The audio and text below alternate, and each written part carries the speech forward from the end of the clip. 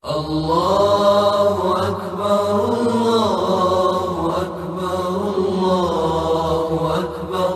لا إله إلا الله الله أكبر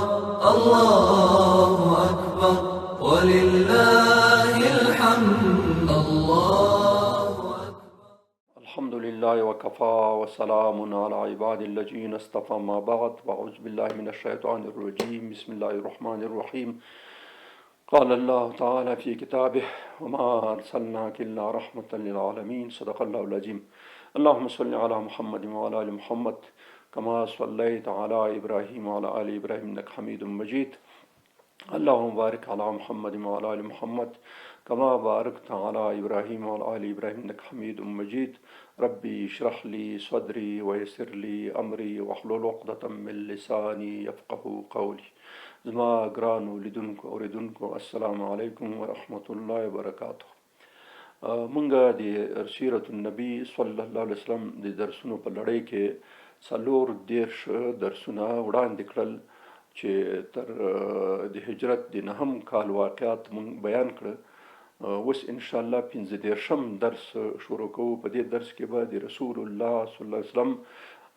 آخري حج او عمرې ته اشاره کو چې هغه ته ویل کیږي حجۃ الوداع یا حجۃ الاسلام ورته ویل کیږي. دا حج د لسم هجری کال په ذوالقعده او ذوالحجه کې ادا شوی دی، یعنی تقریبا د لسم کال اخر میاشت کې دا ادا شوی دی. نو دې په باره کې ان شاء الله د صحیح احادیثو په رڼا کې چې کوم یو هغه راغلي هغې باره کې به موږ معلومات وړاندې کوو. په لسم کال باندې د مخکې موږ یو خبره وکړه چې د علماو نه مختلف اقوال نقل شوي دي. د ځینو علماو نظر دا دی چې په 15م کال د هجرت باندې حج فرض شو، د ځینو علماو نظر دا دی چې په 6م کال فرض شو، د ځینو علماو نظر دا دی چې په 9م کال باندې حج فرض شو. د 9م کال خبره تقریبا داسې لږ مواجهه ذکر راځي چې رسول الله صلی الله علیه وسلم تر دې وخته پورې حج ونه کړ. یو خو د مکې فتح نه و شوی، د حج امکانات نه و، نو ځکه رسول الله صلی الله علیه وسلم هغه چې وایي چې 15م او 6م باندې نازل شوی هغوی وایي چې دې ته موقع برابر نه شو. بعضې چې وایي چې نه په 9م باندې فرض شو، په 10م باندې بیا رسول الله صلی الله علیه وسلم لاړو، په 9م باندې حضرت ابوبکر صدیق لکه مخکې درس کې چې موږ له هغې ولېږلو. په هر صورت باندې چې کله حج فرض شو، د حج د فرضدو نه وروسته د رسول الله صلی الله علیه وسلم اولین او اخرین حج همدا و چې وایي کوي. نو رسول الله صلی الله علیه وسلم په 10م کال د نبوت باندې ټولو خلکو ته نږدې چې څومره منطقې وې تر یمنه پورې، تر دې منطقو پورې چې د مسلمانانو اسلامي نظام حکومت په کنټرول کې راغلی وو، تقریبا داسې فکر که 11 لکه کیلومتره مربع څخه 11 لکه کیلومتره مربع څخه رسول الله صلی الله علیه وسلم د حکومت تر کنټرول لاندې و. نو دې خلکو د ټولو ته خبر ولېږل عرض ته چې زه سږ کال د حج مناسک ادا کوم، نو تاسو ټول راشئ، ما په خپلو سترګو وګورئ چې دا مناسک یاد کړئ، بیا څه پته لګېږي چې بیا سره ګورو که نه ګورو. نو رسول الله صلی الله علیه وسلم چې کله خلکو ته خبر ولېږل نو خلک روان شو د هرې خوا، او تقریبا د ذوالقعدې 26مه ورځ چې کله راورسېدل، د 26مه ورځ کې 1 لک کسان مدینې منورې ته راورسېدل چې د حج مناسک رسول الله صلی الله علیه وسلم سره یو ځای ادا کړي. نو وایي چې دوی ماسپښین لمونځ یې وکړ او د 4 رکعته، ځکه دوی لا سفر نه و شروع کړی، نو د هغې نه وروسته جامې مامې دا شیان پاکې واغوستلې او هغه څه شیان چې د هغه دپاره ضرور و لکه د احرام لباس دی د ځان سره واخیستلو، او نور یې د ماسپښین لمانځنې حرکت وکړی او د مازدیګر لمونځ یې ذوالحلیفه کوم ځای کې چې میقات دی هغې ځای ته ورسولو. د ماسپښین لمونځ په داخل د مدینې منوره کې 26م د هغه د ذوالقعدې و، دې ځای حرکت وکړي او مازدیګر لمونځ چې کله ذوالحلیفې میقات ته ورسولو نو هلته یې د مازدیګر لمونځ 2 رکعته وکړه، قصر یې وکړه، 2 رکعته مسافرانه لمونځ، او بیا په هغې ځای کې پاتې شپه یې وکړه. په دې سفر کې د رسول الله صلی الله علیه وسلم سره حضرت فاطمه الزهرا سلام الله علیها او ټولې بیبیانې چې څومره ژوندۍ وې، 9 بیبیانې د رسول الله صلی الله علیه وسلم په دې وخت کې ژوندۍ وې، دا ټولې ځان سره بوتلې، ځکه چې مناسک یاد کړي. بیا خو به د رسول الله صلی الله علیه وسلم د دومره زیاتو میرمنو او ودونو کول علت دا و چې د دین خلکو ته ورسولی شي، ځکه چې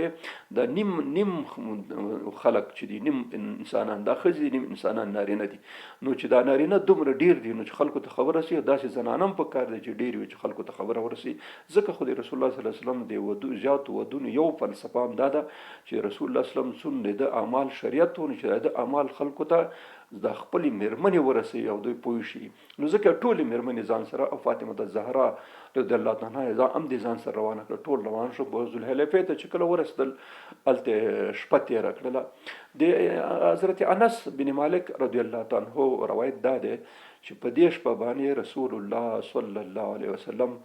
په ټولو ښځو باندې وګرځېدلو او بیا سحر کې غسل وکړلو. دلته د مازدیګر لمونځ وکړئ په ذوالحلیفه کې، ماښام لمونځ وکړئ، د ماسپښین لمونځ وکړئ او د سحر لمونځ وکړئ. څلور لمونځونه البته راغله، ځکه ماسپښین په مدینه منوره کې کړی و. نو دا څلور لمونځونه چې کله وکړه د سحر لمانځه نه وروسته د غرمې نه مخکې داسې فکر وکړئ لکه 10 بجې شاوخوا ته، لکه اوس وخت کې 10 بجې دغه وخت رخصت نه و. په دغه وختونو کې رسول الله صلی الله علیه وسلم بیا غسل وکړ. سحر خو د شپې په ښځو ګرځېدلی او غسل وکړ. نو بیا د 10 بجو په شاوخوا کې د احرام دپاره غسل وکړ. نو رسول الله صلی الله علیه وسلم د احرام دپاره غسل وکړ. د غسل نه وروسته بیا هغه ټولې جامې لرې کړلې او صرف هغه واغوستل، یو لونګ لاندې چې لونګ تړل کېږي، یو داسې صادره چې دا 2 جامې او هغه کوم پیزار چې و پیزار کې رسول الله صلی الله علیه وسلم فرمایي چې تاسو به څپلۍ بوټان به نه اغوندئ، موزې به نه اغوندئ. نو صرف که بل پر چا سره هېڅ څپلۍ نه وي نو بیا د موزې واغوندي، خو د خنګرو لاندې دې وشکئ، د خنګرو لاندې دې، ځکه موزې خو پورته راځي نو دا به د خنګرو نه لاندې دا قطع کړي نو بیا صحیح ده، بیا څه پروا نشته دی. نو رسول الله صلی الله علیه وسلم همداسې وکړه چې غسل وکړي. د غسل نه وروسته بیا احرام دا جامې چې کومې دی لونګ او صادرې واچول او نور جامې لرې کړلې. په دې وخت کې په بخاري کې روایت راځي، امام بخاري رحمت الله دا روایت را نقل کړی دی چې حضرت عایشې بیبي خوشبویي او هغه راواخیستې د رسول الله صلی الله علیه وسلم په بدن باندې ووهل. دا د احرام تړلو نه مخکې، یعنې د نیت او د هغه نه مخکې دا جایزه ده. خو چې کله سړي نیت وتړلو تلبیه ویل بیا جایز نه ده، بیا به خوشبویي نه استعمالي. دلته سړي فکر ګوره، یو غسل دی، یو د هغې نه غسل نه وروسته د احرام جامې تړل دي. دا تر اوسه احرام لا مکمل نه دی. احرام 4 شیان لري، غسل دی، د غسل نه وروسته جامې بدلول دي، د جامې بدلول نه وروسته بیا 2 رکعات لمونځ کول دي، 2 رکعات لمونځ نه وروسته بیا نیت کول او د نیت کول نه وروسته بیا تلبیه. چې دغه 15 شیان پوره شو بیا وروسته دا سړی محرم شو. دې نه مخکې چې د نیت یې نه یې کړی او تلبیه یې نه ویلې، دې نه مخکې دا په احرام کې نه حسابي. دا د احرام هغه دي مرحلې دي، خو خپله احرام دې ته نه وایي، بلکې احرام دغه موږ خلک د فکر کوي چې دا جامې چې چا واغوستې نو بس دا محرم شو. محرم په جامو باندې نه محرم کېږي، بلکې غسل، د غسل نه وروسته بیا جامې بدلول، دا 2 کپړې اغوستل او د هغې نه وروسته بیا 2 رکعاته لمونځ کول، 2 رکعات نه وروسته د نیت د عمرې یا د حج کول، د هغې نه وروسته تلبیه. چې څنګه تلبیه ولوستله بس دا سړی محرم شو. نو بس احرام دې د مکمل شو. نو د عمرې کې هم رکن دی احرام او په حج کې هم رکن دی، یعنې دې نه غیر حج نه کېږي چې چا د احرام دا 4-5 خبرې نه یې کړي. رسول الله صلی الله علیه وسلم دا شی د غرمې نه مخکې غسل وکړي. د غسل نه وروسته بیا 2 جامې ټولې بدلې کړې، یو څپلۍ واغوستې او دا 2، یو د لونګ په حیث یو د صادر په حیث واغوستې، سر یې لوڅ و. نو دې نه وروسته بیا 2 رکعات لمونځ وکړي په هماغه ذوالحلیفې هغه کې، او د هغې نه وروسته چې نیت یې وکړي او د نیت نه وروسته په خپله قصوه اوښه باندې چې کله سپور شو ښه برابر شو، بیا د هغې نه وروسته تلبیه ولوستله. او چې کله د تلبیه ولوستله نو شاته چې څومره کسان ورپسې و د ټولو مکملو تلبیه ولوستله. دلته یو مسله ضرور ده، هغه دا ده چې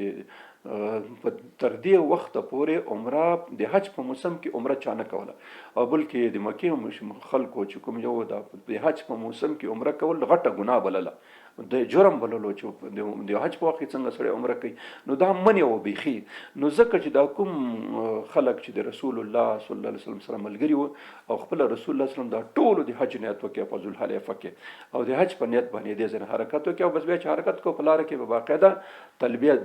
لوستله تر څو پورې چې د صرف منطقې ته هغه ځای کې چې په کوم ځای کې حضرت میمونه مخکې درسونه کې موږ ولوستل چې رسول الله صلی الله علیه وسلم اخري میرمن چې حضرت میمونه نومېدله، د هغې سره چې واده وکړي او د شپې ورسره وکړي، دا د صرف دغه ځای ته. دلته چې هغه کله ورسېدله دوی ورسېده نو هلته عایشه رضی الله تعالی عنها هغه شوله، حایضه شوه، حیض وینه ماهوار مرض پرې راغی. نو چې کله رسول الله خیمې ته ورننوته چې ګوري په ژړا دی، چې ولې په ژړا وي؟ زه خو داسې حایضه شم، زه خو د مراسمو نه پاتې هغه ورته وایي چې هغه نشته دی، دا د ټولو د آدم علیه السلام د ټول نونونو دا هغه دی، یو طبیعي شکل دی چې دوی باندې حیض راځي. نو تور خطا کېږم، صرف طواف او هغه نشي کولی، نور به ټول مراسم ادا کړي. دې وخت کې په دې امام بخاري رحمت الله علیه په دې کې راغسته دی چې دوی چې کله دغه منطقو ته ورسېدل نو رسول الله صلی الله علیه وسلم ته نوې وحی راغله. هغه وحی دا راغله چې مخکې خو لکه مونږ وویلې چې د مکې د خلکو عادت دا و او ټولو خلکو عادت دا و چې د حج په موسم کې عمره نه کولو بلکې د جرم او ګناه ګڼله. نو رسول الله صلی الله علیه وسلم ته حکم نازل شو چې پس د دې نه عمره او حج دواړه سره شریک دي. نو د حج په موسم کې عمره کول جایز دي. امام مسلم رحمت الله علیه دا روایت راخسته ده چې مخکې دا چون جرم و الله عزوجل دا دود او دا رواج ختمول غوښتل. نو بس دا وحی نازله شوله چې پس د دې نه تاسو حج عمره کوئ حج هم کوي. نو دلته مسله دا شوله چې حج خو وروسته و نو اول عمره باید ادا شي. نو دا حکم راغی رسول الله صلی الله علیه وسلم ټول خلکو ته اعلان وکړي چې حج او عمره سره یو په بل کې داخل شو سره یو ځای شو. د حج په موسم کې عمره هم کېدای شي. دې ځنه وروسته رسول الله صلی الله علیه وسلم د صحابه کرامو په ملتیا باندې روان شو چې کله بیت الله شریف ته یعنی حرم مسجد حرم ته نږدې شو په هغه ځای کې رسول الله صلی الله علیه وسلم مسجد حرم ته داخل شو. چې کله مسجد حرم ته داخل شو یو روایت دا دی چې رسول امام بیهقي راخسته چې رسول الله صلی الله علیه وسلم خپل اوکه بیرون ودروله او بیا داخل هغه ته ننوتلو بیت الله شریف ته. او بیت الله شریف کې د هغه ځای نه چې کوم ځای کې حجر اسود نسب دی د دې ځای طواف شروع کړ نه ته وتړلو. نو اول ځل لاړلو امام بیهقي رحمت الله حدیث راخسته دی چې رسول الله صلی الله علیه وسلم لاړو نو اول دا غم مچ کړو حجر اسود د مچ کېدو نه وروسته بیا د سجده پې کې خو د سر تندې پې کې خو بیا راجک شو بیا دویم ځلې حتی ځلې روایت کړی چې درې ځلې رسول الله صلی الله علیه وسلم دا سر مبارک پر کې خو دغه نه وروسته به راجک شو. یو روایت بلم دی چې زنو محدثینو را نقل کړی چې رسول الله صلی الله علیه وسلم د اول طواف په اوخه باندې وکړي د اوخې اسپاس پرلې باندې. هغه وجه صرف دا و چې دا خلکو ته دا معلوم شي چې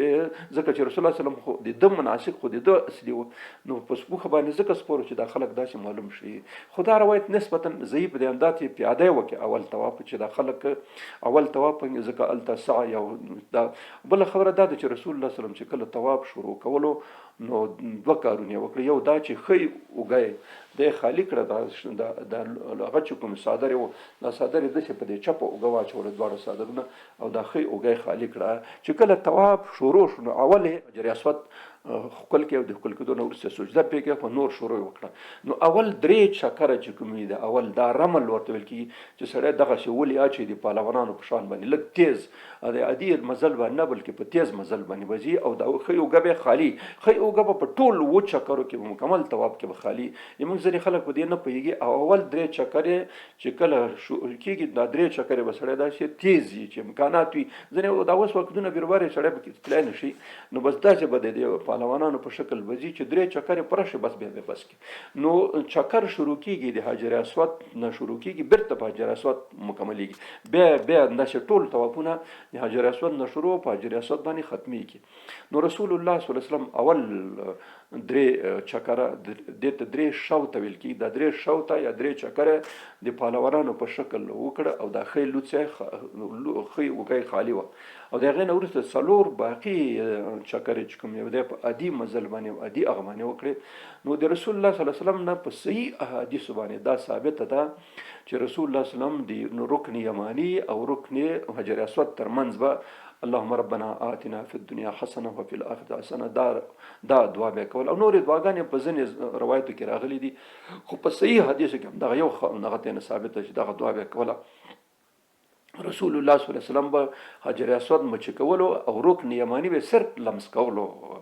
نو چې کله به حجر اسود مچ کولو نو الته به الله اکبر ویلې او چې کله به رکن یمانی مس کولو نو په غزه کې بسم الله ویلې او د دوړو ترمنځ به ربنا آتنا فی الدنيا دا دعا به کوله. نو چې کله و چکر مکمل شوی پوره شوی نو د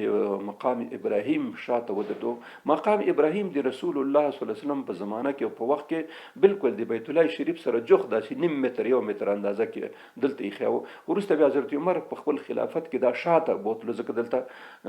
خلکو ازدحام او بیروبار ډېر زیات جوړېد، نو شاته کې چې کم از کم دلته طواف دا ساحه چې کوم یو نږدې ده دا خلاصه شي. نو دلته رسول الله صلی الله علیه وسلم 2 رکعاته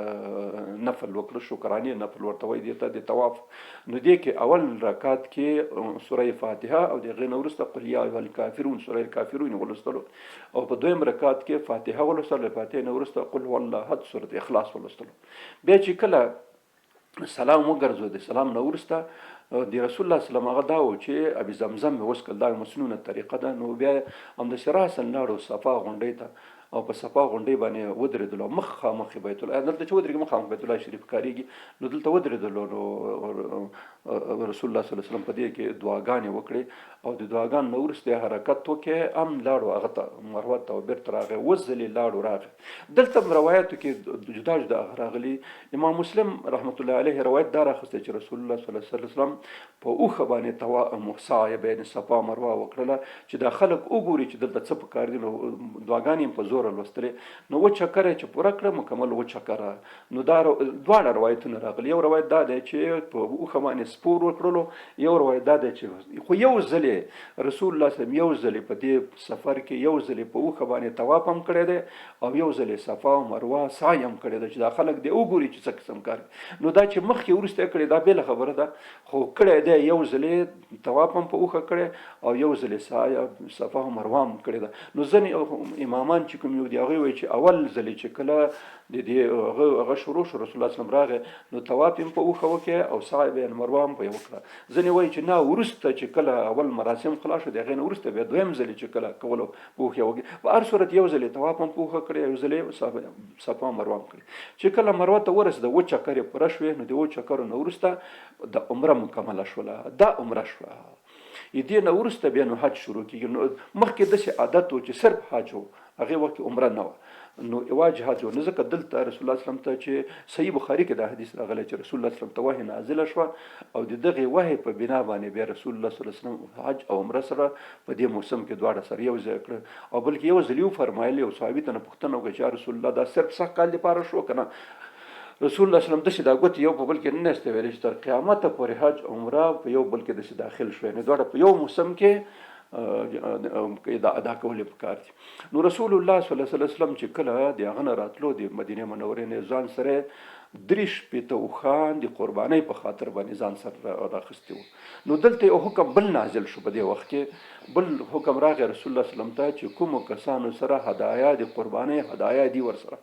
هغوی به احرام نه ماتوي، او چې کوم خلکو سره هدایا نشته هغه دې احرام مات کی. نو دا دلته د اخر وخت کې نازل شو چې کله دا مسله راغله چې عمره بیل ده او حج بیل ده. نو رسول الله صلی الله علیه وسلم چې کله مروه ته راورسېد، دا و چکر یې پوره شو، عمره ختمه شوه، نو رسول الله صلی الله علیه وسلم اعلان وکړ چې کوم کسانو ځان سره هدایا او قربانۍ نه دي راوستي، نو هغوی دې ځان حلال کی، سر دې کل کی، او یا دې قصر کی. او کوم کسانو چې ځان سره قربانۍ راوستي دي، هغوی دې داسې احرام کې پاتې تر څو چې حج نه ختم شي، هغوی به احرام نشي ختمولی. نو په دې کې رسول الله صلی الله علیه وسلم ځان سره قرباني راوستې وه، ابوبکر صدیق ځان سره راوستې وه، حضرت عمر ځان سره راوستې وه، حضرت طلحه بن عبید الله رضی الله عنه راوستې وه، او حضرت زبیر چې دا صحابه کرام دا ټول دا څلور چې موږ یاد کړه، حضرت ابوبکر صدیق، حضرت عمر، حضرت طلحه، حضرت دا ټول عشره مبشره دي، دوی د ځان سره هغه هدایا راوستې وې، نو دوی احرام مات نه شو کړی، دوی همداسې پاتې شو. نور صحابه ته رسول الله صلی الله علیه وسلم حکم وکړ چې بس تاسو ټول مات کړئ. دلته ځینې صحابه کرامو چې رسول الله صلی الله علیه وسلم خپل هغه مات نه کړي احرام، نو هغوی ته شک پیدا چې څنګه رسول الله صلی الله علیه وسلم نه ماتوي په موږ مات کړي. نو رسول الله صلی الله علیه وسلم ته راغله چې یا رسول الله تاسو احرام کیې او موږ باندې وایي چې احرام وتړئ. نو رسول الله صلی الله علیه وسلم ورته ویلې که مخکې زه په دې خبره دا د بخاري حدیث دی چې که چېرته زه د دې مسلې نه خبر وی چې داسې عمره په دې موسم کې په حج کې داخلیږي او دا حکم راځي چې عمره به سړی ځان حلالوي، بیا به وروسته د حج دپاره بیا احرام تړي، نو چې چا سره قرباني نه وي، نو موږ په دې خبره نه پوهېدلو، ما ته خو اوس وحی راغله چې اوس وحی راغله، نو ځکه دا کار وکړه. نو تاسو خپل هغه وکړئ. د هغې نه وروسته ټولو خلکو بیا احرامونه مات کړه، صرف هغو کسانو مات نه کړی چې چا سره قرباني سر وي. سیدنا علي رضی الله تعالی عنه په دې وخت کې په یمن کې و، هغه ته خو جواب لګل شوی او رسول الله صلی الله علیه وسلم د خوا نه چې تاسو ټول راشئ. نو هغه 30 دانې اوښان د ځان سره د قربانۍ دپاره راوسته د هغې څه نه. چې کله یې راوسته، کله چې رانږدې شو، نو په دې وخت کې خو حضرت فاطمه الزهرا هم په دې هغه کې وه، د زنانه ورسره وه. نو چې کله راغی ګوري چې هغې احرام مات کړی دی، سترګې تورې کړي دي او هغه یې لګولي. نو حضرت علي ورته وویل چې ولې دا ته خو په هغه کې احرام کې وایي دلته راغلی د هغه دپاره او تا احرام مات کړ. نو هغه ورته ویل چې ما ته مې خپل پلار ویلي دي، حکم یې کړی دی چې تاسو ټول احرام مات کړئ. هغه نه و خبرې دې مسلې، ځکه دا وحی اوس راغلی وه. حضرت علي صاحب خو په دې هغه کې نه و، په دې سفر کې، هغه خو د یمن نه راغی. نو بس بیا رسول الله صلی الله علیه وسلم ته ورغی چې یا رسول الله هغه خو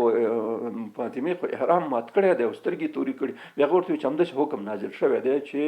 چا هدایه او قرباني نه یې راوستي هغه به احرام ماتوي، او چا چې قرباني او هدایه راوستي نه یې ماتوي. تا څنګه کړي، تا څه قسم هغه کړی و؟ نو هغه ورته ویل چې ما خو هدایه ځان سره راوستي دي، قرباني 30 هغه مې راوستي. نو هغه ورته ویل چې بس ته هم احرام نه ماتوي، ځکه چې دا حکم اوس نازل شولو چې څوک هدایه قرباني والا شی هغه لري او څاروي هغه نه ماتوي احرام هغه به. نو په دې وخت کې چې کله رسول الله صلی الله علیه وسلم د خلکو ته هم وکړه صحابه کرام ته امر چې ځانونه هغه کوي حلال کې، دې ته حلال ویل کېږي. نو ډېرو کسانو سرونه کل کړه، چا قصر کړه. نو رسول الله صلی الله علیه وسلم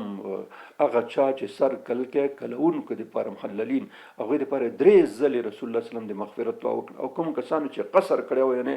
لنډ کړی و، نو هغوی ته 1 ځل هغه وکړه، دعا وکړه. دا مسلم حدیث او د بخاري حدیث دا دی چې دوی ته 3 ځل دعا وکړه، هغوی ته 1 ځل وکړه. دې نه وروسته خبره خلاصه شوه، عمرې والا ټول آزاد شو،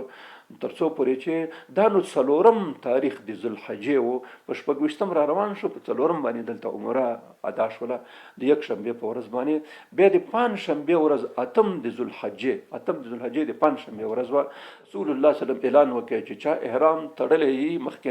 پاتې هغه د اماسي، او چا چې احرام خلاص کړی او ځان یې حلال کړی هغوی د سره غسل وکړي او سره د بیا احرام وتړي، خو بیرون به نه ځي. همدلته په داخل د مکه معظمه کې چې څوک عمره ادا کړي د هغې نه وروسته د حج احرام همدلته تړل پکار یې همدې ځای نه. بس ټول غسلونه وکړه،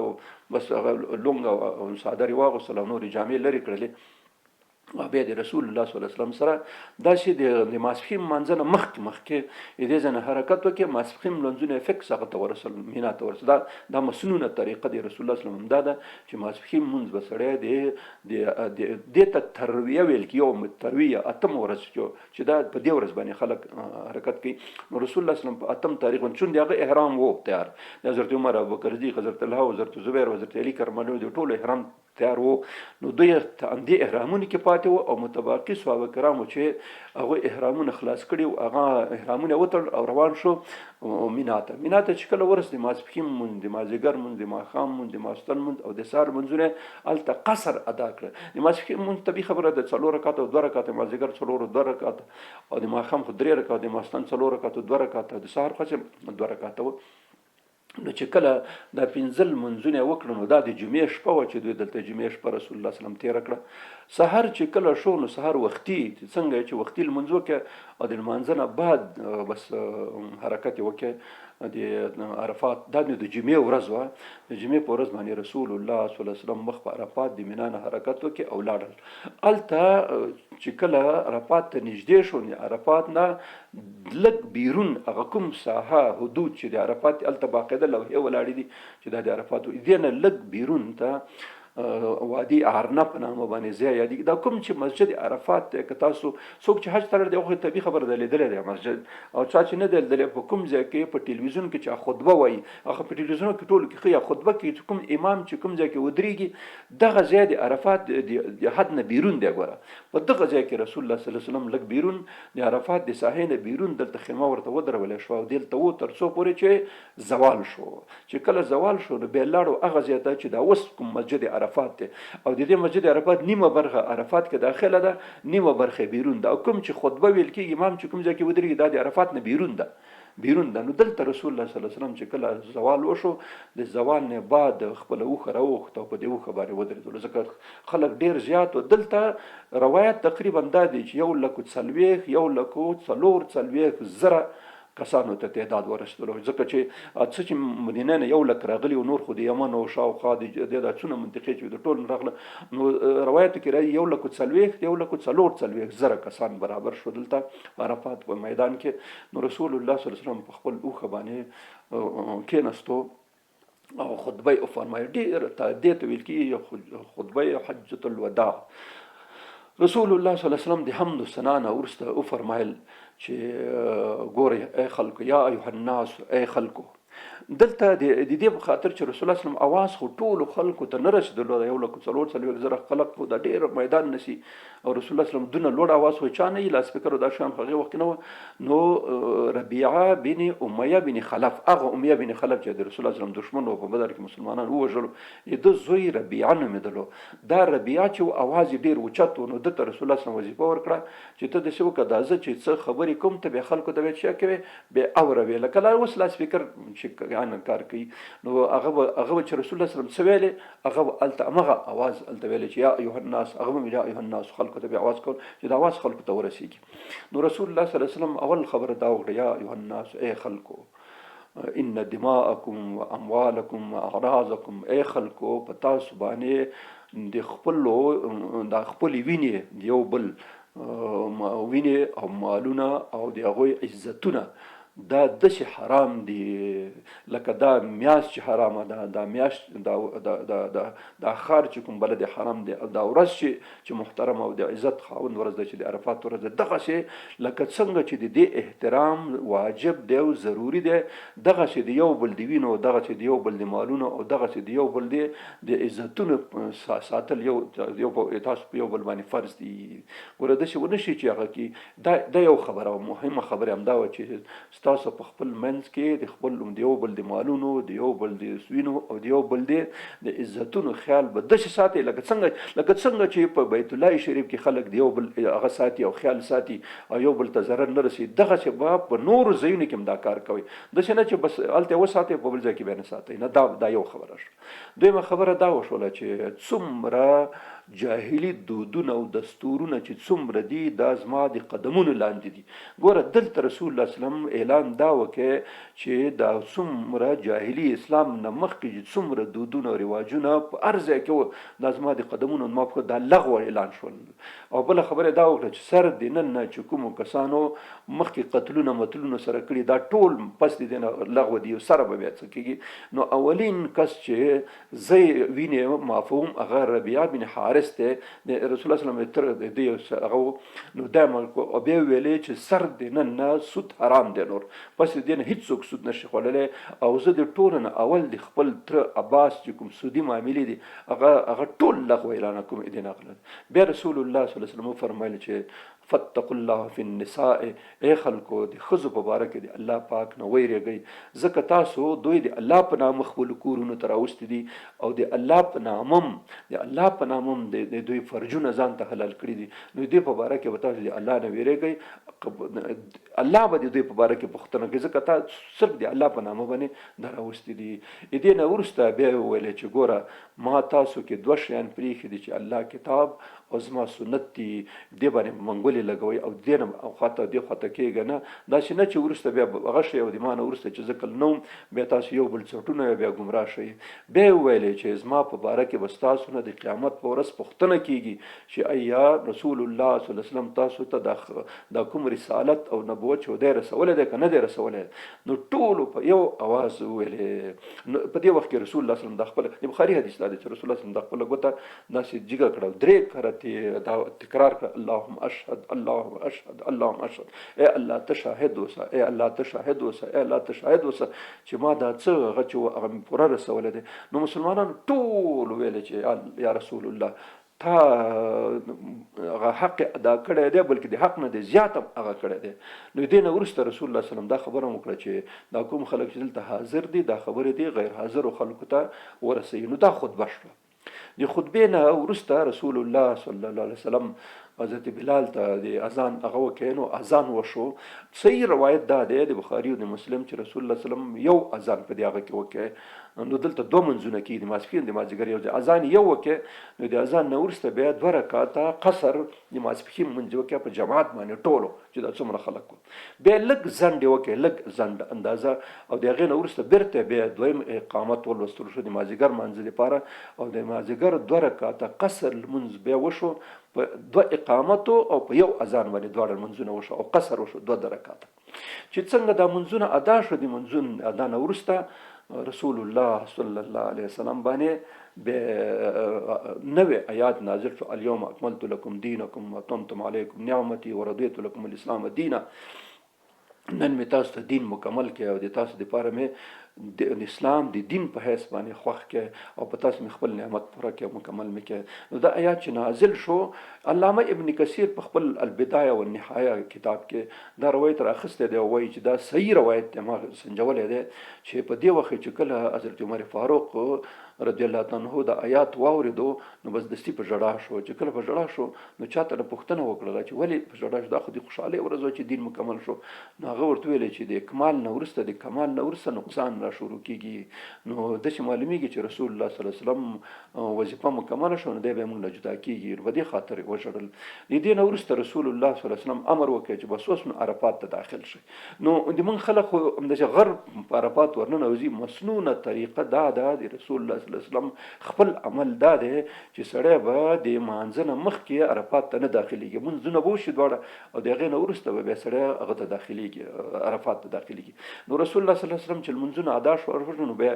داخل شو د عرفات ساحې ته او لاړو هغه ځای کې چې هغه غونډۍ ده په هغې باندې اڅلی چې د جبل نور ورته ویل کېږي دې ته. نو دلته لاړلو هغې ځای کې پاس نه دی ختلی بلکې دغلته نږدې پرخې وې، د دې پرخو سره اوښ یې ودروله او مخ په بیت الله شریف یې مخ وګرځولو. دلته دعاګانې وکړې ډېر په عاجزانه طریقه باندې رسول الله صلی الله علیه وسلم د دین اشنا دعاګانې وکړې. ای الله زه یو مسکین سړی یم، یو فقیر سړی یم، یو عاجز سړی یم، ګناهګار سړی یم. یا الله ته ماته ګناهونه معاف کړي، موږ حالات سم کړي، په دې امت باندې رحم وکړي. دا ډېر دعاګانې دې ماسپښین مازدیګر د مانځه نه نیولې تر غروب افتاب پورې تر څو لمر پرېوتو تر دې وخته پورې رسول الله صلی الله علیه وسلم دلته دعاګانې کولې او دلته هغه کولې استغفار دی ویلې. نو رسول الله صلی الله علیه وسلم په نورو حدیثو کې چې راغلي چې د عرفات په ورځ باندې شیطان ډېر هیبتناک، ډېر دهشت زده، ډېر خفا او ډېر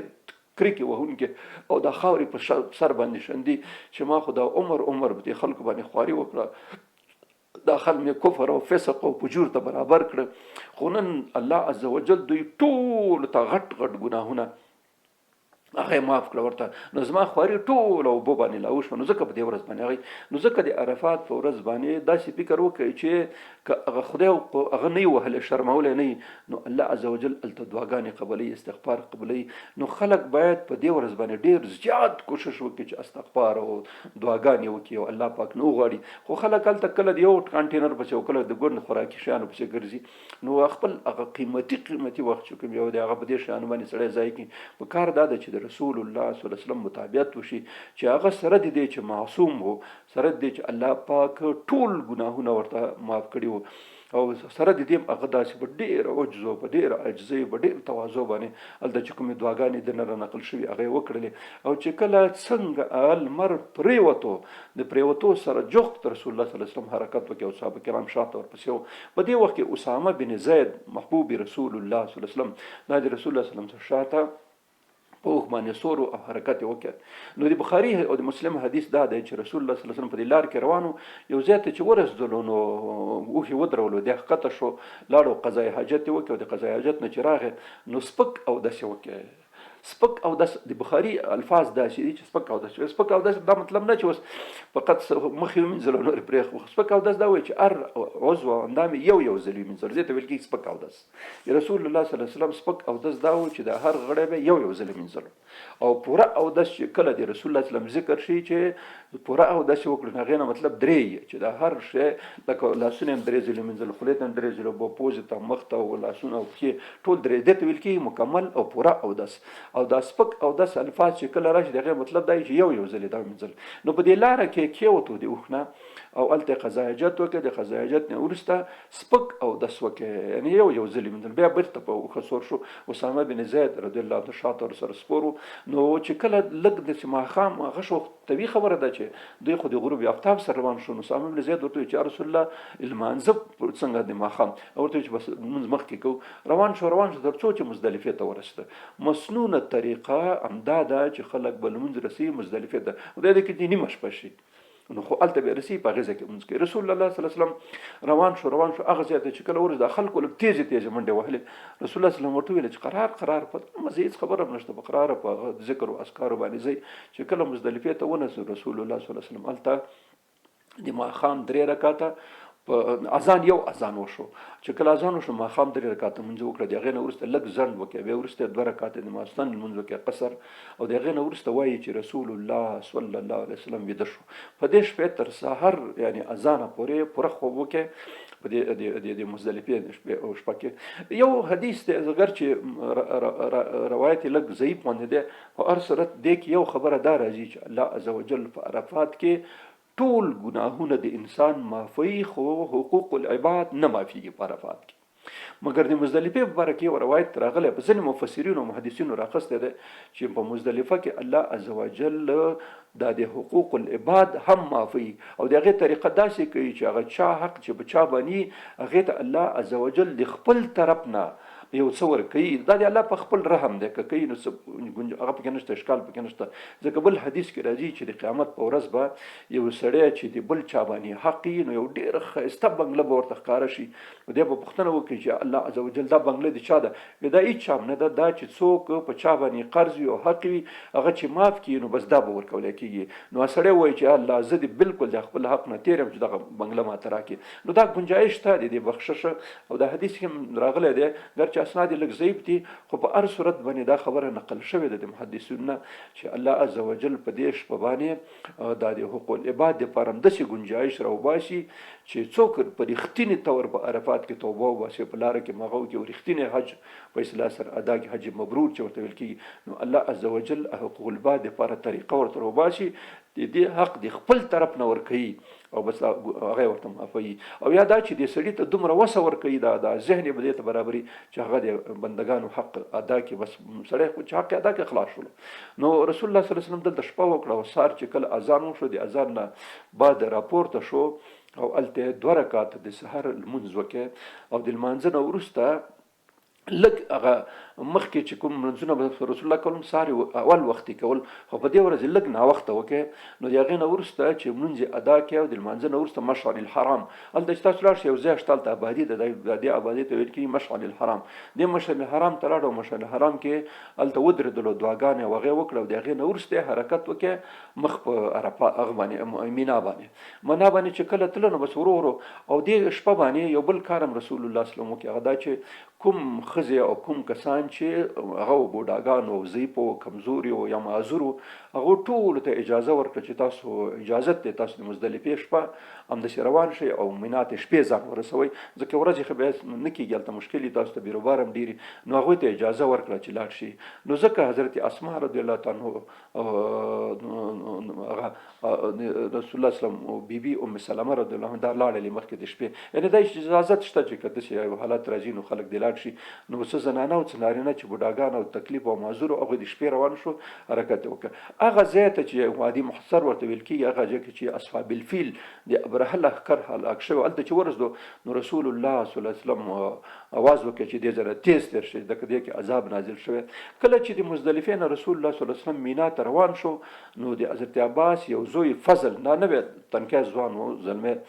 دی ځان سره شاته سپور کې، هغې د عرفات نه تر مزدلفې پورې حضرت اسامه بن زید را سپور کړی و شاته، او په دې ځای کې د حضرت عباس زوی فضل دی د ځان سره را سپور کې. نو په لاره کې یو ځای ته چې راورسېده نو حضرت عبدالله بن عباس وایي، امام مسلم دا روایت راخسته ده، وایي چې عبدالله بن عباس وایي چې ما ته ویلې چې ته ما ته یو څو د جمراتو د ویشتلو د شیطان د ویشتلو لپاره څه کاڼي راټول کړه. نو ما هلته د نخودو او د لوبیا په اندازه باندې کاڼي ورته راټول کړه. رسول الله صلی الله علیه وسلم ته یې ورکړه چې که ته یې ولیده نو چې بس دغه شی صحیح دی، په دین کې غلو نه ده پکار، به شي همدونه مناسب ده دغه شی دی. نو ځکه چې کوم تیږو باندې خلک ولي د لوبیا د دانې یا د نخودو د دانې په اندازه باید په دې باندې باید ویشتل ویشتل وکړي د شیطانانو. نو رسول الله صلی الله علیه وسلم هغه تیږې ما نه واخیستې. عبدالله بن عباس وایي نبی لاړلو چې کله جمراتو ته په دې لاره کې چې کله هغه ته نه ورسېدلي د جمره عقبه اولي جمرې ته چې یو ښځه راغله د قزعم د قبیلې وه، خو ډېره زیاته ښایسته وه. دې د رسول الله صلی الله علیه وسلم نه پوښتنه وکړه چې یا رسول الله ما پلار چې دی دا د حج مراسم نشي ادا کولی، په اوښ نشي ورېدلی، زه د ده نه حج وکړم کوی نه کړم؟ هغه ورته ویل بالکل یې وکړه. یو په دې وخت کې دا فضل بن عباس چې د رسول الله صلی الله علیه وسلم شاته ناست و، نو دی د ښځې ته ډېر کتل، نو دا ښځې ده ته کتل او هغه ده ته کتل. دا دواړه فضل بن عباس هم ډېر تک سپین ډېر ښایسته هلک و، ښه ښایسته ویښتان یې او ښځه هم ښایسته، یو بل دی کتل. په دې وخت کې رسول الله صلی الله علیه وسلم دې خبرې ته پام شو چې فضل او دا ښځه ګوري. نو دستي د الله سره واخیستو، د لاس یې داسې د فضل په شا کې واخیستو، مخ یې وګرځول بلې خوا ته، چې بل دا د تربیت یو اصل دی چې کله که داسې یو کار کېږي نو ښه خبره ده چې هغه منې شي. نو دی چې مخې ته نه وګرځول، هغه ښځه هم روانه شوه نوره. نو دې نه وروسته د عقبه اوله جمره عقبه چې ورته وي اوله غټه هغه چې کوم یو دی، زموږ خلک ورته شیطان وایي غټ. نو دلته چې ورسېد رسول الله صلی الله علیه وسلم داسې ځای کې ودرېدو چې مخ په قبلې ولاړو او دا تیږې وویشتل پکار دي. نو دا بیا راخچې داسې بیا به دې ګوته کې دلته کېښوې، بیا داسې چې که ویشتله بیا الله اکبر بیا ویلې. نو دغه دا طریقه مسنونه طریقه ده چې داسې به ولي. نو بیا هماغه ځای کې رسول الله صلی الله علیه وسلم چې دا هغه ویشتې دوه یې وکړه او د دې نه وروسته روان شو، لاړو هغه ځای ته روان شو چې په کوم ځای کې قرباني کېږي. نو قربانۍ ځای ته چې ورسېدو، د خو 3 اوښان رسول الله صلی الله علیه وسلم ځان سره راوستي وو او 10 اوښان رسول الله صلی الله علیه وسلم ته هغه راوستي، حضرت علي کرم الله وجهه هغه ځین راوستي. نو رسول الله صلی الله علیه وسلم حضرت علي په دې قربانۍ کې ځان سره شریک کړ. 3 اوښان رسول الله صلی الله علیه وسلم په خپل لاس باندې نهر کړل او باقي هغه ته پرېښوه حضرت علي ته چې د 10 هغه کې ټول 100 اوښان په دې ورځ باندې رسول الله صلی الله علیه وسلم قرباني کړه. بیا امر وکړ چې د هر اوښ نه لږ لږ ټوټه غوښه راټوله کړئ، په یو دیګ کې پخه کړئ. او د هغې نه وروسته رسول الله صلی الله علیه وسلم خپل نایي راوغوښتو او سر یې کل کړ. نو وایي چې کله یې سر کلولو نو اول هغه نایي ته امر وکړ چې دا ښی طرف کل کړه. نو چې دا ښی طرف ویښتان یې کل. امام مسلم رحمت الله دا حدیث په دې ځای کې راخستی چې رسول الله صلی الله علیه وسلم دا خپل سر ښی طرف کل کړ. بیا څه صحابه کرامو ته ویښتان ورکړل، څه ابو طلحه رضی الله عنه ته ورکړل. بیا ورته ویل چې دا چپ طرف کل کړه. نو دا چپ طرف چې کله کل کړو هم څه صحابه کرامو ته ورکړل، څه برخه هغه ته ورکړله ابو طلحه رضی الله عنه. نو دا سر چې کل کې دا سر دا ویښتان د صحابه کرامو تقسیم کړه او سره ویشتل. په بخاري کې یو حدیث دی، یو غنه نقل شوی تابعیه نه، یعنی یو صحابي یو ښځه چې راوي ده، نو دا انس رضی الله عنه په وخت کې ژوندی وه. نو انس رضی الله عنه د رسول الله صلی الله علیه وسلم هغه ساتلی وو، ځکه رسول الله صلی الله علیه وسلم ځنې ویښتان ام سلیم دی حضرت انس بن مالک رضی الله عنه مور ته ورکړه. نو دې ښځې ورته ویل چې ګوره که دا ټوله دنیا ما ته څوک راکړي په دې زه نه خوشحالېږم، خو په دې خوشحالېږم چې رسول الله صلی الله علیه وسلم یو ویښته ما ته څوک راکړي. نو د رسول الله صلی الله علیه وسلم سره د هغې وخت د مسلمانانو د صحابه کرامو دومره زیات محبت و چې مخکې تیر شو په د حدیبیې هغه کې چې د اوداسه هغه اوبه یې ځمکې ته نه پرېښولې. نو ځکه د رسول الله صلی الله علیه وسلم ویښتان مبارک چې کوم یو مبارک هغه یې ځان سره وساتل او هغه یې کړه تقسیم یې کړه په خلکو باندې. دا امام مسلم روایت همدا دی چې تقسیم یې کړل، ابو طلحه او نور صحابه کرام ام سلیم ته ورکړه. نو چې کله سر کل کې نو دا معنا دا شو چې کله سر کل شي نو معنا دا شو چې حج مراسم یو اندازه ختم شو، دې نه صرف یو شی پاتې کېږي چې هغه فرضي طواف دی. نو تر دې ځایه پورې بس تقریبا هغه شي. نو چې کله سر کل شي د هغې نه وروسته بیا دا جامې چې کوم یو د احرام جامې چې کوم یو دا به لرې کېږي او سمې خپلې جامې چې کومې د هغې واغوستلې رسول الله صلی الله علیه وسلم. نو اول یې چې وکړه شیطانان یې ویشته، شیطانان نه وروسته قرباني وکړه او د قرباني نه وروسته سر کل کې او بیا جامې بدلې کړې، نورې جامې واغوستې. په دې وخت کې هغه د اوښانو څه غوښه چې په هغه کې اچولې وه مثلا سره په دې کې هغې نه شوروا برابره شوه. نو رسول الله صلی الله علیه وسلم د صحابه کرامو سره دا شوروا وڅښله. د غوښې په باره کې څه نه دي راغلي، دا غوښه خوړینه شوې وه که نه شوې، غالبا د زر غوښه نه هغه کېږي. نو په هر صورت باندې ویل شوروا یې وڅښله او د شوروا د هغه نه وروسته بس حکم وکړه چې راځئ چې فرضي طواف ته ځو. نو بس دې ځای نه حرکت وکړه مخ په مکه معظمه باندې بیت الله شریف باندې او هلته لاړه. د ماسپښین لمونځ صحیح روایت دا دی چې ماسپښین لمونځ رسول الله صلی الله علیه وسلم هغه ته ورسولو بیت الله شریف ته. هلته د ماسپښین اول یې فرضي طواف وکړه او د فرضي طواف نه وروسته بیا هغه وکړه د سایه بین مروه او دیم وکړله او بیا د هغې نه وروسته بیا څه راغله په ابي زمزم کې چې کوم ځای کې حضرت عباس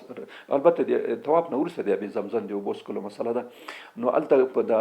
حضرت عباس به خلکو ته اوبه راایستلې او بس اوبه به یې خلکو ته ورکولې نو رسول الله وسلم د کوی په غاړه ودرېدو وایي چې ما زړه غواړي چې اوبه راوباسمه او خلکو ته ورکم خو که ما دا کار وکړې نو بیا به دا خلک د سنت طریقې په حیث نشي بیا به په تاسو باندې کار خراب شي نو بس تاسو یې روباسئ چې کله د اوبه راایستلې نو د اوبه خو خړې شوي ځکه ډېرې راایستل کېدې نو دلته رسول الله حضرت عباس خپل زوی فضل ته امر وکړ چې ته لاړ شه کور ته او مور ته دې ورته ووایه چې پاکې اوبه چې مخکینۍ پاتې دي ابي زمزم هغه رسول الله وسلم ته راوړه چې رسول الله وسلم ورته چې نه دا امتیاز نه غواړم دا څه اوبه چې نور عام خلک څښي نو زه به هم څښم ما بار بار دا خبره کوم چې رسول الله وسلم یو رښتینی قائد یو رښتینی رهبر یو رښتینی رهنما و چې د خلکو نه امتیازات نه غوښتل نو په دې ځای کې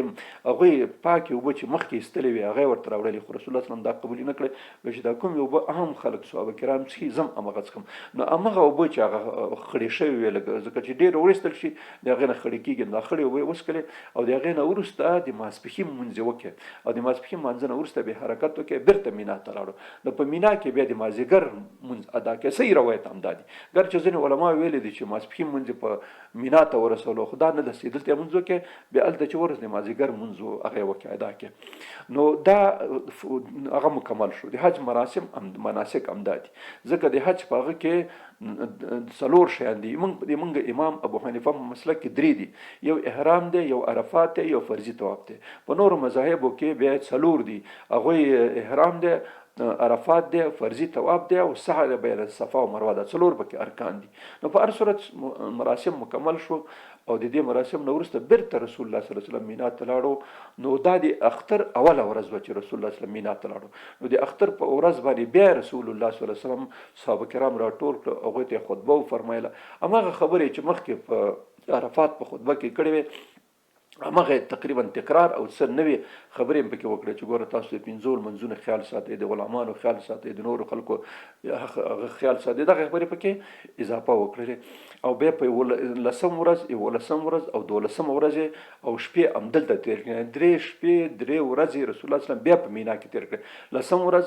او شپه یولسم شپه ورځ او د هغه دولسم په دیارلسم ماسپښین نه بعد چې ماسپښین لمونځ وکړې دیارلسم ورځ باندې چې د هغه څلورمه ورځ راځي د مینا نو څلورمه ورځ د ماسپښین لمانځه نه بعد حرکت وکړې مخ په هغه باندې مکه معظمه باندې بیت الله شریف باندې خو شپه یې په لار کې وکړه چې شپه یې په لار کې د شپې په نیمه شپه کې تقریبا دا چې شپه نیمایي شوه ماسپښین لمونځ یې چې وکړې د ماسپښین لمانځه نه وروسته په مسجد خیب کې د ماسپښین لمونځ وکړې او د هغې نه وروسته لږ استراحت وکړې چې د نیمه شپه غونډه شوه نو صحابه ټولو ته وفرمایل چې بس موږ به ځو او طواف وداع به کوو په دې وخت کې د بخاري حدیث دا دی چې رسول الله صلی الله علیه وسلم ته وویل شو عایشه بیبي ورته ویل چې یا رسول الله هغه حایزه شوې ده صفیه رضی الله تعالی عنها د رسول الله صلی الله علیه وسلم بیبي دا حایزه شوې ده نو رسول الله صلی الله علیه وسلم فرمایل لکه چې موږ یې بند کړو ځکه دې ته مجبوري چې تر هغه به ماتل کوو تر څو پورې چې دا طواف وکړي نو بیا عایشه بیبي ورته ویل چې یا رسول الله هغې فرضي طواف کړی دی طواف افاظه ورته ویل کی یا فرضي طواف ورته هغه کړی دی نو بس ویل چې بس بیا صحیح ده بیا چې ماتلېږو نه نو ځکه دا مسله چې نارینه به دا قدوم طواف اول طواف هم واجب دی او آخر طواف هم واجب دی او دا یو چې دی دا کوم یو چې د حج په هغه باندې کېږي لسم تاریخ باندې دا فرض دی دا رکن دی نو د ښځو دپاره مسله دا ده که ښځه چېرته پاک وي او د حیض مسله پکې نه وي نو او نفاس نو بس دا ورباندې واجب دی دا به کوي که چېرته حیض و نفاس مسله منځته راغله نو بیا په هغې باندې هغه نشته دی طواف قدوم هم پرې نشته او طواف وداعي هم پرې نشته بلکې صرف همغه فرضي طواف چې کوم دی هغې ته به ماتلېږي که چېرته فرضي طواف نه کړي بیا هغې ته ځکه هغه رکن دی د هغې نه غیر حج کېږي نه نو هغې ته ماتلېږي چې هغه وکړه بیا به ځي نو په ښځو باندې مسله دا ده چې هغوی ته په طواف قدوم ځکه عایشه بیبي همغه ځای کې چې کله طواف قدوم کېدلو نو هغه حایزه شوه نو هغه پاتې شو تر او بیا په وروسته کې صفیه رضی الله عنها حایزه شوه دا الله پاک دغسې تقدیري برابر کړه چې دا خلکو ته مسایل برابر شي ځکه رسول الله صلی الله علیه وسلم خو شریعت بانی و نو ځکه د هلته اوله مسله د طواف قدوم په باره کې د هغه خبره راغله د حضرت بیبي عایشې او چې کله د طواف وداع خبر راغله نو حضرت صفیه مسله راغله نو دواړه مسایل ته معلوم شو چې طواف قدوم کې د زنانه مسله څنګه ده او په طواف افاظه کې څنګه مسله وای د طواف وداع کې څه مسله ده په طواف افاظه کې فرض ده په هر صورت به ماتلېږي تر څو پورې چې خلاص شوی نه کله چې رسول الله صلی الله علیه وسلم طواف وداع ته تلو نو حضرت عایشه بیبي یو درخواست وکړ چې رسول الله زه خو چې کله راتلم طواف قدوم ما ونه کې عمره مې ادا نه کړه، طواف قدوم څه کې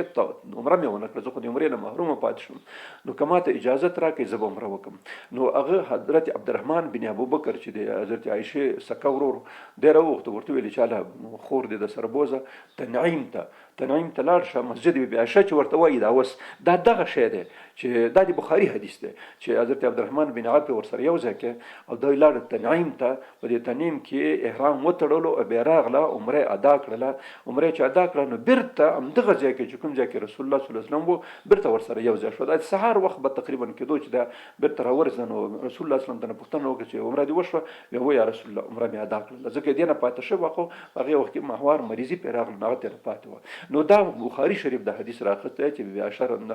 په همدغه شپه کې لاړه تنعیم ته، هلته احرام وتړلو او بیرته راغله او عمره وکړه او د عمرې نه وروسته بیرته د رسول الله صلی الله علیه وسلم په همدې شپه کې بیا یو ځای شوله. نو اوس دې مونږ خلک اکثره دغه کوي، نو د جواز تر حده پورې دا جایزه ده، خو دې ته زیات هغه ورکول چې بعضې خلک ځي ورځې 3 او 4 5 دنې داسې عمرې راتړي، دا صرف به قدر جواز جایز دی. نور ښه خبره دا ده چې دلته سړی په داخل د حرم شریف کې بیت الله شریف کې لمونځونه تلاوت او دا شیان وکړي،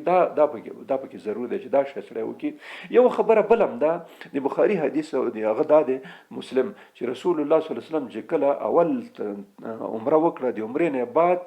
بیا د طواف فرضي نه غیر بل طواف نه کوي، یعنی یو رسول الله صلی الله علیه وسلم یو طواف قدوم طواف کوي اول، بیا افاظه طواف کوي او بیا اخر طواف چې کله وداعي، دا 3 طوافونه رسول الله صلی الله علیه وسلم کوي، بل طواف نه دی کړی. نو د رسول الله صلی الله علیه وسلم خپل عمل دغه و. نو دې نه ځینې محدثین داسې وایي چې دا د رسول الله صلی الله علیه وسلم د دې په خاطر دا طوافونه ډېر ونه کړه نور چې بیا به خلک دا یو داسې شی بولي چې دا خو مسنونه طریقه ده، نو هغوی به دې نو ځکه د ځینې شیان رسول الله صلی الله علیه وسلم قصدن پرېښي دي سره دې چې هغې کې به ثواب و.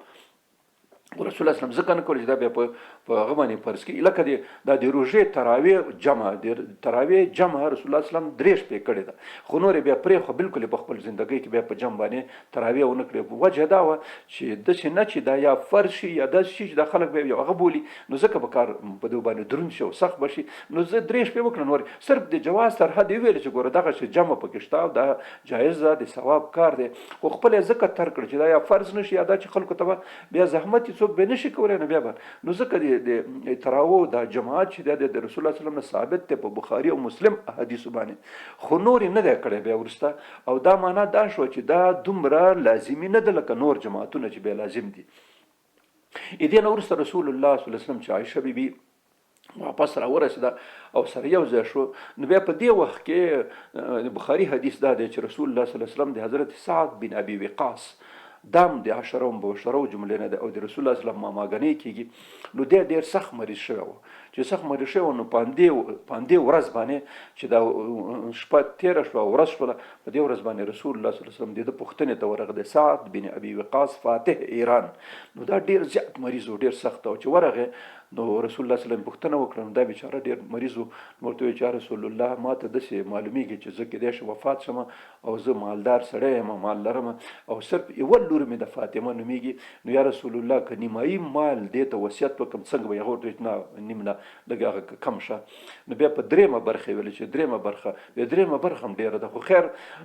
3مه برخه ورکه، اولاد دې هغه مه پرېږده غریب چې بیا د خلکو په دروازو کې ګرځي او هغه کوي بله خیرات غواړي، دې نه ښه دا دی چې ته مال پرېږدې او دا نور صدقه که. خو بیا حضرت سعد بن ابي وقاص ورته چې یا رسول الله زه په دې باندې ډېر خفه یم چې زه به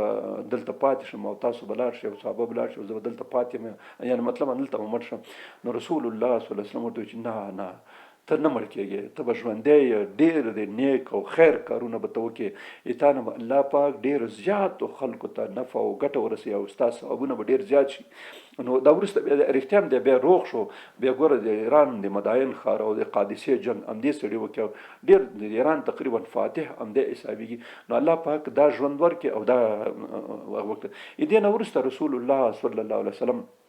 خلکو ته وی چې د عیادت چې کله ختم شو نو بس ورته چې حرکت وکړي مخ په مدینه منوره باندې. بیا چې کله ذوالحلیفه ته ورسېدو نو الله پاک بیا ورته وحی راولېږله چې ته د هغه ونې لاندې چې دلته په ذوالحلیفه کې ده دې لاندې شپه تېره کړه. نو رسول الله صلی الله علیه وسلم هلته شپه تېره کړله او همغه ځای کې شپه تېره کړه چې په کوم ځای کې دا اوس مسجد ذوالحلیفه یا د میقات مسجد چې کوم ځای کې ده په دې ځای کې شپه وکړله او بیا دې ځای نه روان شولو مدینې منورې ته داخل شو. نو دا د رسول الله صلی الله علیه وسلم هغه د حجة الوداع مکمل انظور و په مختصرو الفاظو کې مناسب الفاظو کې چې نه کېده هغه موږ وړاندې کړو. الله پاک دې موږ ته هم دا توفیق راکړي چې د رسول الله صلی الله علیه وسلم په نقش قدم باندې لاړ شو او دا ټول شیان عبادتونه د رسول الله صلی الله علیه وسلم په طریقه او په هغه باندې ادا کړو. آخر دعوانا ان الحمد لله رب العالمین.